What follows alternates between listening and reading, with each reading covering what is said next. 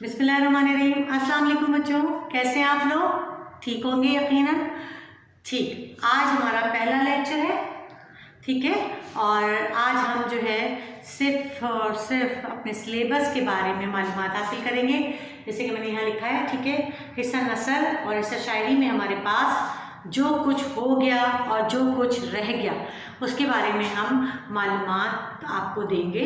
और जो है इससे क्या होगा, इससे पता चलेगा कि अब हमें क्या पढ़ना है और हमारा क्या रह गया है और हम क्या क्या कर चुके हैं, ठीक है। फिर जो रह जाएगा हम वो रिवीजन करेंगे, जो रह जाएगा हम वो पढ़ेंगे और बाकी जो पढ़ चुके होंगे उसका हम रिवीजन करेंगे, ठीक है। तो सबसे पहले हम हिस्सा नसर में बात करते हैं। हिस्सा नसर में हमारे पास जो चैप्टर है, सबसे पहला रस्म व रिवाज की पाबंदी के नुकसानात। मैंने आपको बहुत अच्छी तरह से तफसील से पूरा चैप्टर पढ़ा दिया है, इक़्तिबासात की तशरीह करवा दी है, ठीक है, और सवाल जवाब इसके वो भी समझा दिए हैं, ठीक है। और वो आपके पास रजिस्टर में वो काम मौजूद है, राइट। इसके अलावा मैंने आपको सर सैयद अहमद ख़ान के बारे में 15 हेडिंग का जो क्वेश्चन बनता है, 15 से 20 हेडिंग का, वो भी मैंने बता दिया कि पहली हेडिंग कौन सी आती है और कौन कौन सी हेडिंग जो है इंपॉर्टेंट होती है। उसके बाद आखिरी हेडिंग हम कौन सी लिखते हैं, ये तफसील से मैंने आप लोगों को बता दिया है, ठीक है। तो ये चैप्टर जो है हमारा तकरीबन जो है अच्छा खासा अच्छी तरीके से पढ़ लिया है हमने और उसको समझ लिया है, ठीक है। उसके बाद आता है हमारा दूसरा चैप्टर मुसलमानों का तर्ज तालीम। ये भी हमने चैप्टर पूरा पढ़ा है, इसके सवाल जवाब भी हमने समझे, इसके इक़्तिबासात की तशरीह को भी हमने बगौर पढ़ा है, ठीक है, इसको समझा है। उसके बाद है हमारे पास जो है सच और झूठ का रस्मनामा। ये शायद मैंने सिर्फ एक क्लास से पढ़ा है, बाकी 2 क्लासें अभी रहती हैं। कोई बात नहीं, जिनको पढ़ा दिया है वो उनका रिवीजन हो जाएगा। दूसरी क्लास को मुझे अभी पढ़ाना है, वो मैं पढ़ा दूंगी और इक़्तिबासात की तशरीहात भी समझा दूँगी और उसके सवाल जवाब भी करवा दूंगी, ठीक है। तो बच्चों, नसर में हमारे पास एक चैप्टर रहता है जिसका नाम है सच और झूठ का रस्मनामा, ठीक है। उसके बाद हमारे पास आ रहे हैं जो है नावल में हमें पढ़ना है सिर्फ और सिर्फ ठेले वाला शहज़ादा। ठेले वाला शहज़ादा हम पढ़ चुके हैं और बहुत तफसील के साथ हमने इसे पढ़ा है, समझा है।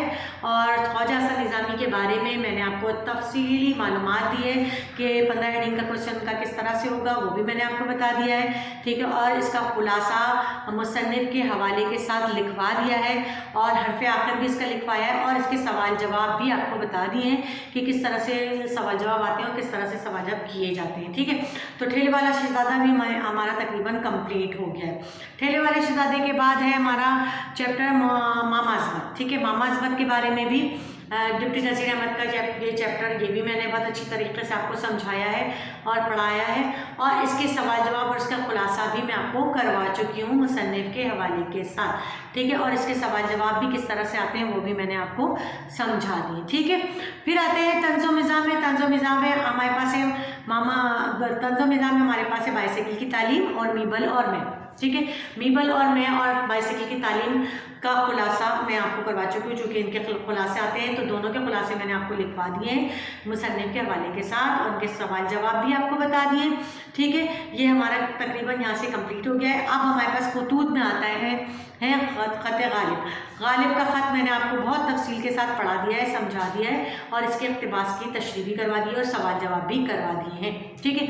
और सफ़रनामे में हमने क्या किया है, मैक्सिको सिटी 2 सफ़रनामे हमारे पास, एक मैक्सिको सिटी और दूसरा है एक शाम माजी के महराबों में। चूँकि ये सिलेबस में नहीं है अभी फ़िलहाल, तो हमने सिर्फ मैक्सिको सिटी पढ़ा है और मैक्सिको सिटी को मैंने बहुत तफसील के साथ इक़्तिबास की तशरीह के साथ मैंने आपको ही समझा दिया और इक़्तिबास की तशरीहात लिखवा भी दी हैं, ठीक है।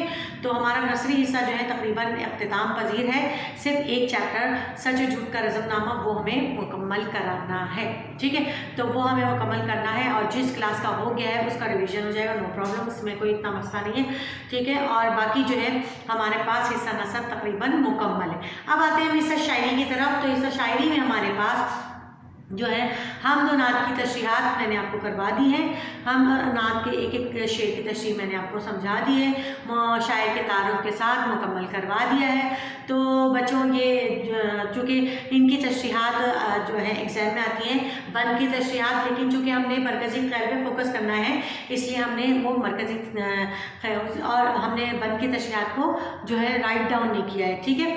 तो अब जो है अब हमारे पास है गज़लें غزل میں ہمارے پاس خواجہ پیر درد، میر تقی میر، غالب، ہم تینوں شاعر کو 15 ہیڈنگ کے ساتھ ڈسکس کر چکے ہیں، ان کے بارے میں کہ کون سی ہیڈنگ پہلے آئے گی، کون سی آخر میں آئے گی، اور کتنی ہیڈنگ کے ساتھ کس طرح سے سوال جواب کس طرح سے یہ جواب کیا جاتا ہے، اور اشعار کی تشریحات کس طرح لکھی جاتی ہیں، گرامر میں کیا ہے، کون سا شعر گرامر کی روح سے کیا ہے، یہ میں آپ کو بتا چکی ہوں، اور میں نے آپ کو بہت اچھی طرح ایک ایک شعر کی تشریح بتائی ہے، سمجھائی ہے، ٹھیک ہے۔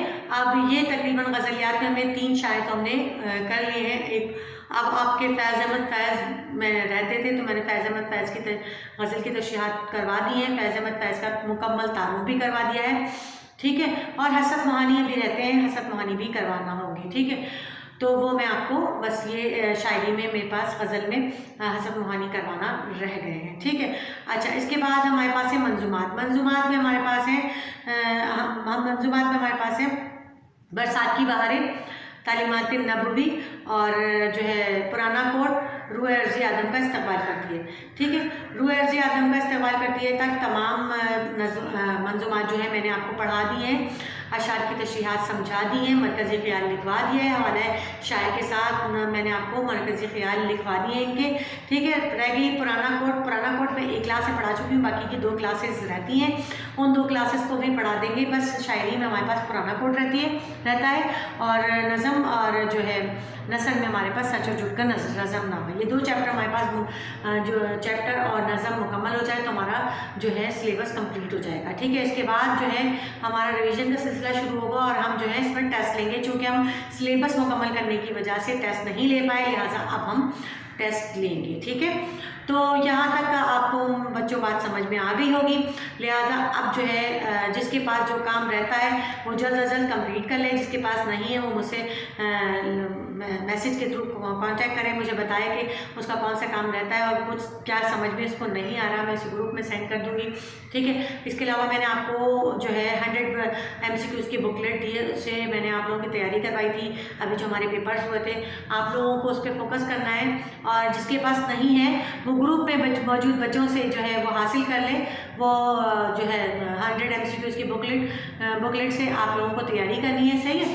اور میں نے گرامر قواعد کے لیے اور اصناف سخن قواعد میں یعنی کہ جو قواعد اور اصناف سخن دونوں کا پیپر آپ لوگوں کو دے دیا ہے، جس میں وہ تفصیل کے ساتھ لکھے ہیں، اس کے علاوہ میں نے کلاس میں بھی بتا دیا ہے، ہم نعت، غزل، ناول، ڈرامہ، یہ سب چیزیں میں نے آپ کو سمجھا دی ہیں کہ کیا چیز کیا ہے، جیسے جیسے میں چیپٹر پڑھاتی گئی ویسے ویسے اس چیز کو میں آپ کو ڈیفائن کرتی گئی، جیسے جب میں نے سفر نامہ پڑھایا تو میں نے آپ کو بتا دیا کہ سفر نامہ کیا ہوتا ہے، ٹھیک ہے۔ سفر نامہ پڑھانے کے بعد میں نے آپ کو جب ناول پڑھایا تو ناول میں بتا دیا کہ ناول کیا ہے، اور نظم پڑھائی، نظم کیا ہے، غزل کیا ہے، غزل کے لفظی معنی کیا ہے، یہ سب میں نے آپ کو بتا دی، یہ سب اصناف سخن ہیں جو میں نے ایک پیپر کی صورت میں بھی آپ کو دے دیے، ٹھیک ہے۔ لہٰذا جس کے پاس نہیں ہے وہ باقی بچوں سے کانٹیکٹ کریں، اور اگر نہیں ملے کسی سے بھی تو پھر مجھ سے کانٹیکٹ کریں، تو میں اسے گروپ میں سینڈ کر دوں گی دوبارہ سے، ویسے میں کر چکی ہوں، ٹھیک ہے۔ تو یہاں تک جو ہے ہمارا سلیبس جو ہے آپ کو سمجھ میں آ گیا ہوگا کہ ہمیں ابھی کیا کرنا ہے اور کیا کر چکے ہیں، ٹھیک ہے۔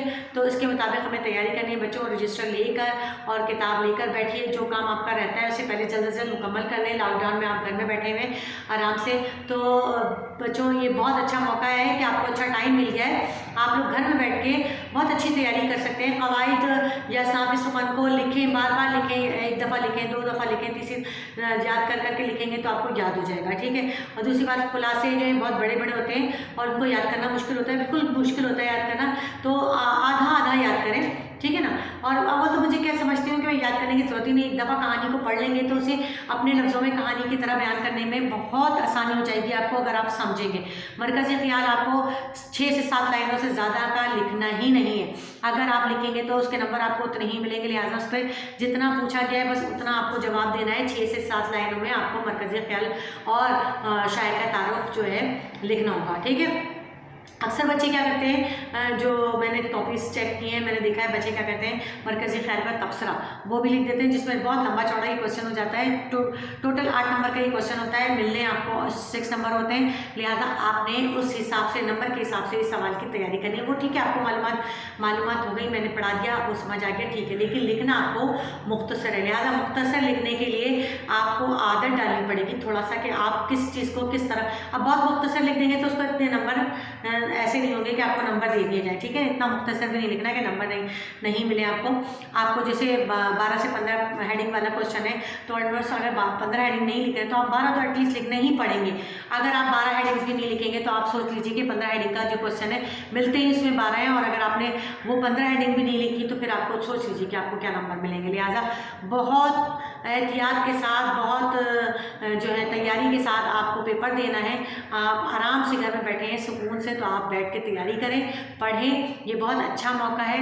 रात भी अगर देर तक पढ़ेंगे तो सुबह देर में उठने में मसला नहीं है। वैसे सुबह अगर जल्दी उठकर आप पढ़ेंगे तो सुबह का पढ़ा हुआ याद रहता है, लिहाजा अच्छी तैयारी होगी आपकी। बस यहाँ तक मैंने आपको सिलेबस समझाना था, ठीक है। आपको समझ आ गया होगा यकीनन। अब हमें क्या करना है वो मैं अगले लेक्चर में हम लोग पढ़ेंगे। आज के लिए सिर्फ इतना ही काफ़ी है। बाकी मुझे इजाज़त दीजिए। अल्लाह हाफ़िज़।